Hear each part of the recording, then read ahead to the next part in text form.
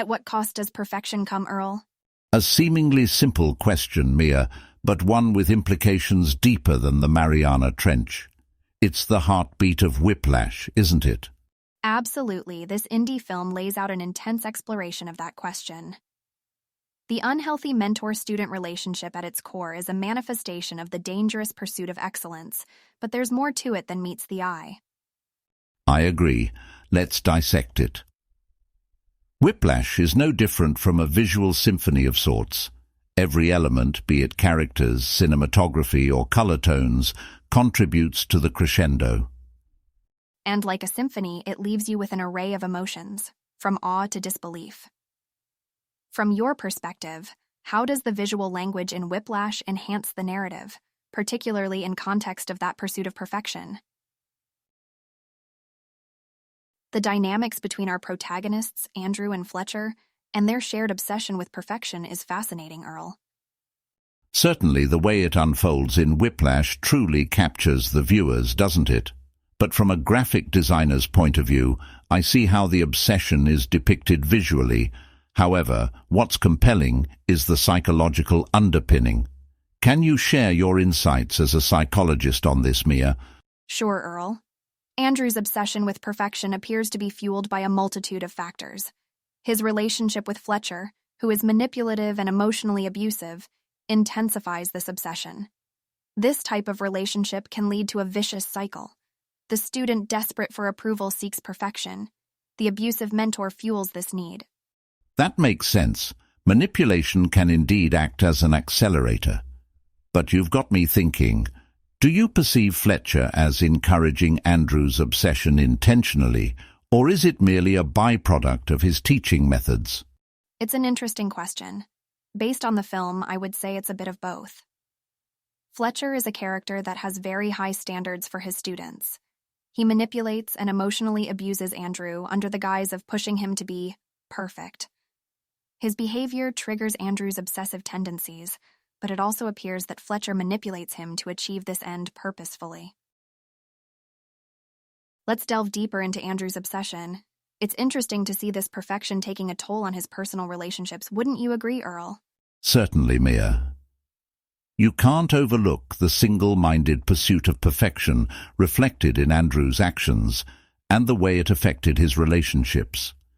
He is so narrowly focused on his craft that he loses sight of the world outside of his drum pad. True, Earl. Psychology reveals that obsessive tendencies can often lead to a lack of emotional availability and affect one's ability for intimate relationships. Andrew seems to give up everything, his girlfriend, his familial bonds, and social life, all for this pursuit of perfection. His journey may seem destructive, but his determination is unyielding. Despite the physical and psychological strain, Andrew endures through it all. That's what makes his character compelling. His resilience and mental fortitude are something to admire despite the harmful underpinnings of his obsession. It's as if each bruise, blister, and tear are badges of honor in his pursuit, willingly endured to offer his very best performance. From a visual standpoint, his rigorous regimen is portrayed through close-ups of his bleeding hands or shots of him practicing till exhaustion, all of which amplifies the element of sacrifice. But from a psychological point, Mia, what can be said about such resilience? Resilience in a psychological context involves the ability to adapt in the face of adversity, trauma, or significant sources of stress. In Andrew's case, his resilience might stem from internal motivation or a distorted view of self-worth tied to his mastery in drumming. It's concerning, though, the lengths he goes to achieve this perfection. It borders on self-harm. Exactly, Mia. That's where the movie becomes not merely a story about a drummer and his mentor, but a commentary on obsession, sacrifice, and perfectionism at a greater societal level. Does greatness justify extreme discipline and emotional abuse, Mia? An intriguing question, Earl. From a societal point of view, the end product, genius, often tends to overshadow the process involved. All we see is the polished performance. We cheer for its brilliance while turning a blind eye to the path it took to get there. Seems like Whiplash is making us question if we should overlook the method, considering the result. Considering Andrew's journey, the emotional and physical torment, all in the name of perfection, it's certainly not a pretty picture. However, we can't deny that his struggles ultimately lead him to impress in his final performance, despite our concern or disapproval for his method. But at what cost, Mia? Isn't there a limit to everything, even genius? Definitely, Earl. That's where the movie prompts us to consider the value we attach to genius. Is it worth the potential sacrifice? If not, then why do we perpetuate the belief that it is? Are cultural factors to blame? Or is it an individual strife to leave an imprint in history, even if it means self-destruction? I believe it's a complex interplay of both. We have to consider the role of external cues like societal expectations and cultural norms, which might fuel this obsession, while also recognizing the role of internal factors. For instance, in Andrew's case, his self-worth being tied to his drumming prowess. It seems Whiplash isn't just an individual story of a young musician, but a narrative that poses hard questions about the very system that shapes such obsessive pursuit of success. Earl, from your viewpoint, do you think Whiplash reinforces or questions American cultural norms surrounding the path to success? That's a tricky one, Mia. Certainly the film is set in an American context, with the competitive, high-pressure environment of a top-tier music school and the aspiration towards individual brilliance, which could be seen as a reflection of American values. But I wouldn't say it unequivocally reinforces those norms. Could you expand on that, Earl? Sure, Mia. I mean, look at Andrew and Fletcher's dynamic. It's abusive, it's toxic. Despite Fletcher's charm and charisma, the film doesn't exactly paint his methods in a positive light. The viewer is left questioning if Fletcher's brutal approach justifies the result, even if it led Andrew to his great performance. Interesting. I wonder why the viewer ends up questioning all these, despite the narrative being framed in such a culturally accepted backdrop. It makes you think about the unseen or unacknowledged coercion and manipulation that might be prevalent in such pressure cooker environments. Although I'm curious about the relationship between the protagonist's interplay and the film's visual language. Even visually, Whiplash doesn't flinch from showing the raw, harsh realities of their journey. From the punishing practicing sessions under harsh lighting to the final sweat-drenched performance, if anything, the visuals underline the cost of such an extreme pursuit. So the film uses its medium not just as a means of storytelling, but as a critique of the very thematic underpinnings it explores. This raises the question, is Whiplash, then, subverting the culturally accepted norms by holding up a mirror to them? That's one interpretation. However, it's open to debate if Whiplash succeeds in subverting those norms, or if it merely portrays them without passing judgment. I guess it's up to the audience to draw their conclusion. I guess this is what makes Whiplash a masterpiece. It makes us question, reflect, and chances are, we won't stop doing so anytime soon. Art, indeed, has a way of making us uncomfortable, pushing us to confront the unacknowledged.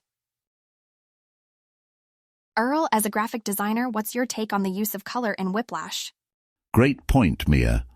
Whiplash makes a striking use of color, most significant being the dominant sharp reds and blacks.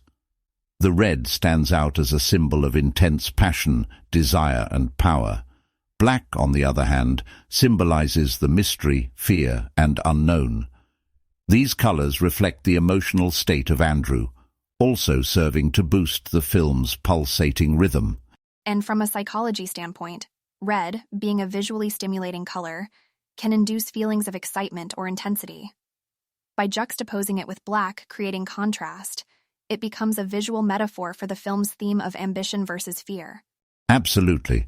It's this very juxtaposition that keeps the viewers on edge, plunging them into Andrew's emotional world. Now let's talk about the use of extreme close-ups in the film. Certainly, I noticed many of these. How do they aid the narrative? Extreme close-ups allow viewers to invade the character's personal space in a way, skin deep into their emotional state. They also magnify the impact of their actions, forcing viewers to observe minute details that would otherwise go unnoticed. In Whiplash, this technique elevates the tension, particularly in the climactic drumming scenes. You can almost feel Andrew's determination and the overwhelming intensity of his performance. Fascinating. So, through visual language, filmmakers can potentiate the emotional and psychological narrative of a film. This underlines why Whiplash pulls us in so deeply. Whiplash makes clever use of mirror imagery. Ever notice that, Mia? Yes, in fact, the mirror scenes struck me. They appeared during key moments of self-reflection, right? Exactly. Cinematically, mirrors often signify self-reflection. In Whiplash, Andrew sees himself in the mirror time and again, not just literally, but metaphorically. It is as if the director wants the viewers to reflect on Andrew's deepening obsession. Even more interesting, notice the cracked mirror. Ah, I see.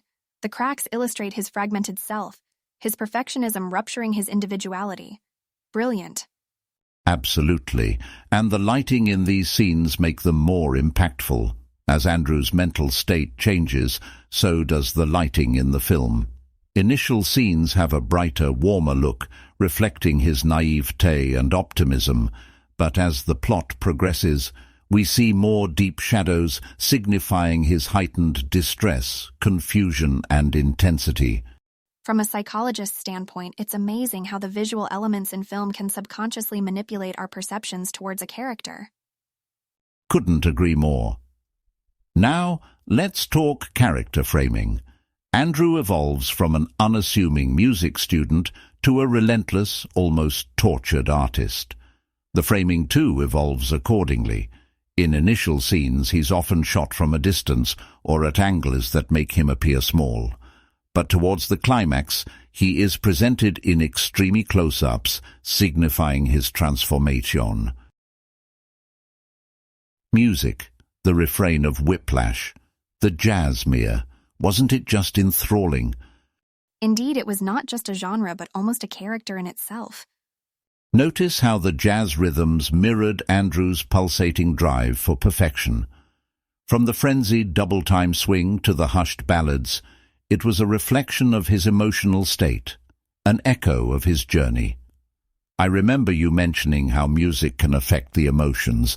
How did the use of jazz do that here? Well, jazz is all about improvisation and expression, right? The complex and free-flowing nature of jazz may have mimicked Andrew's frantic pursuit of perfection. Like jazz, his ambition was intense, non-linear, and at times, chaotic. It intensified our emotional responses, heightening the tension in every scene. But how about the sound design, Earl? How did that complement the narrative? In a movie about music, sound design is everything. Notice how every drum beat, every cymbal crash is crisp and pronounced. That's not accidental. It's a deliberate choice to mimic the intensity and precision Andrew seeks in his music. It's not just about creating a sense of reality, but evoking raw, visceral feelings in the audience. Fascinating. So, the exaggerated sound of the instruments not only underscored the film's theme of perfectionism, but also amplified our emotional engagement. It's just a testament to how intertwined the visual and sonic dimensions of film can be. Continuing diverging from sound, let's delve into the realm of silence, Mia. How did the Whiplash leverage silence as a storytelling element? Great point. Silence, often overlooked, can be powerful in film. It isn't just the absence of sound, but a strategic tool to enhance the narrative. In Whiplash, the moments of silence were juxtaposed against high-tempo scenes, creating a pause for both characters and viewers. Does silence have any psychological implications? Certainly. Silence can serve to build tension, draw attention, or indicate a shift in dynamic. It's like a blank canvas for viewers to project their thoughts and emotions, a space to absorb and interpret what's happening. On the surface, a silent moment could just be a break in conversation or action, but beneath it can churn a whirlpool of emotions: anticipation, anxiety, relief, realization, or even a profound sense of emptiness or loneliness. The varied tempos throughout the film were a good touch as well, don't you think? Absolutely, Earl. These tempo variations were mirroring Andrew's emotional state and journey, rising and falling with his ebbs and flows.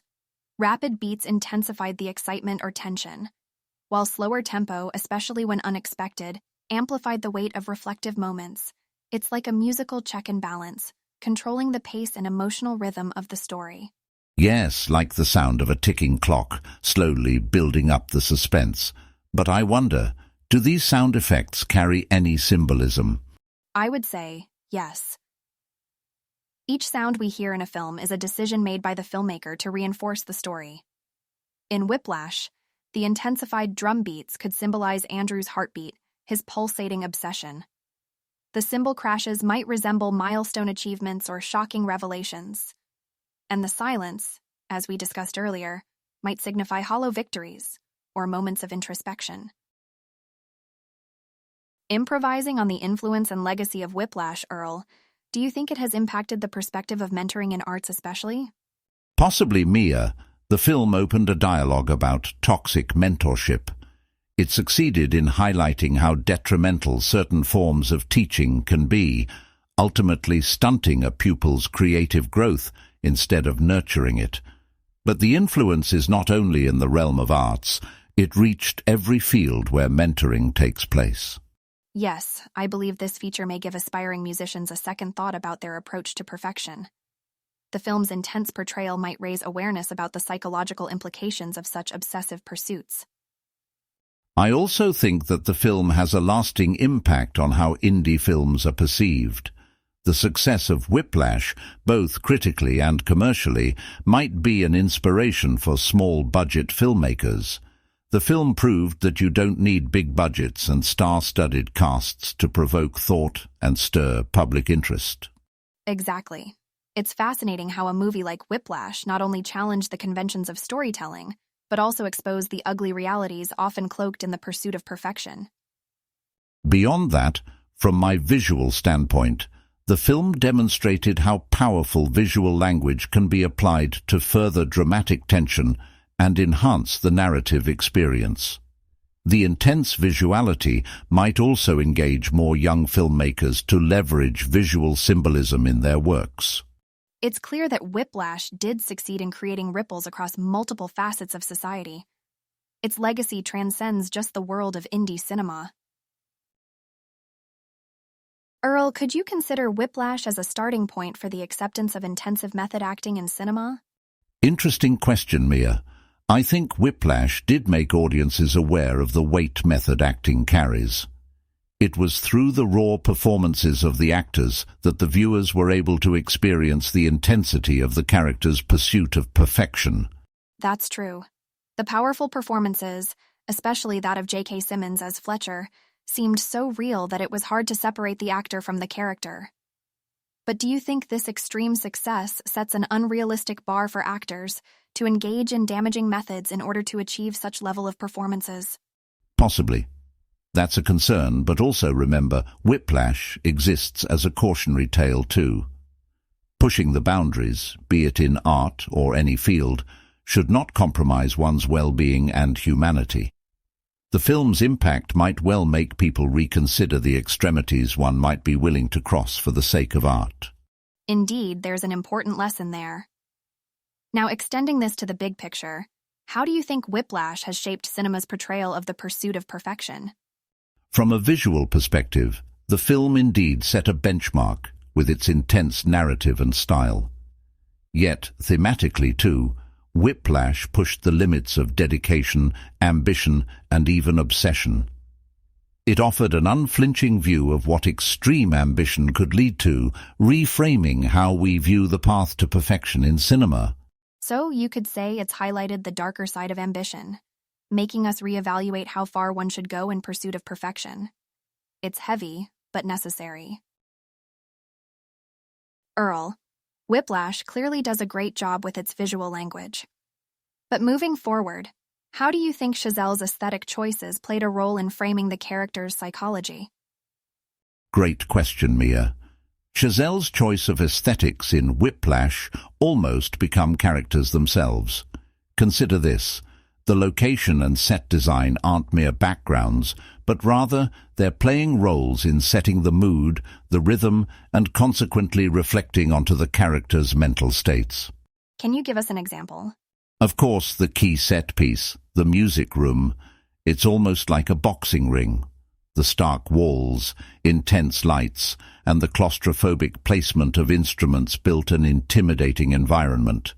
This reflects the immense pressure Andrew and his peers were under, creating a visual metaphor for the psychological duress they're experiencing. That's fascinating. It's the unseen pressure visualized in a very real sense. Any other elements you find striking? Indeed, Chazelle managed to create tension, not just through the plot, but also with rhythmic editing patterns. The quick cuts during drumming sequences, they almost make the viewers feel the heartbeat of the movie. It felt like the viewer is both a participant and observer in Andrew's obsessive pursuit. Engaging the audience in that chase makes them almost live Andrew's predicament. That's correct. And then we have the jazz music. We know Chazelle is a jazz enthusiast, but in Whiplash, jazz isn't simply part of the soundtrack, it's an essential narrative tool. The rhythm of jazz, unpredictable and demanding, parallels Andrew's tumultuous journey and the viewer's emotional ride.